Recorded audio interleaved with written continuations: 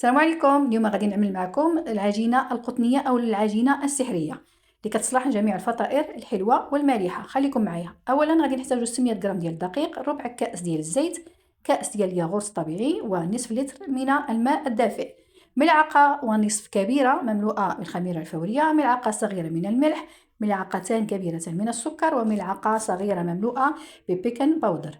اولا غادي ناخذ الماء الدافئ، غادي نضيف له الخميره الفوريه، السكر، ملعقتان كبيره من الدقيق. غادي نحرك الخليط ونتركه على جنب يختمر. غادي ناخذ الدقيق ديالي، غادي نضيف له الملح، بيكن باودر، الياغورت الطبيعي، وغادي نضيف الزيت، ومن بعد غادي نصب عليه الخليط ديال الخميره الفوريه. غادي نعجن العجين ديالي بالطريقه المعتاده، ومن بعد غادي نغطيه وغادي نخليه على جنب يختمر. ملي غادي يختمرنا غيكون عندنا العجين ديالنا الاساسي يعني واجد. دابا ممكن نوجدوا به اي فطيره طاحت لك على بالك، يعني حلوه او لا مالحه. انا غادي نعمل معكم واحد 3 ديال الاشكال يعني العاديين، وانتم غادي تبتكروا من عندكم اللي بغيتوا. اولا غادي نطلق العجين ديالي، واحد جزء من العجين غادي ندهنه بكريم باتيسير، الا كان عندكم الزبيب في هذه المرحله ضيفوه له.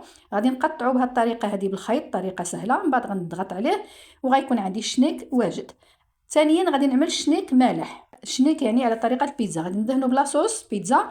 غادي نضيف له الموجود عندك، يعني الدجاج، الكفته، انا عملت له شويه تون.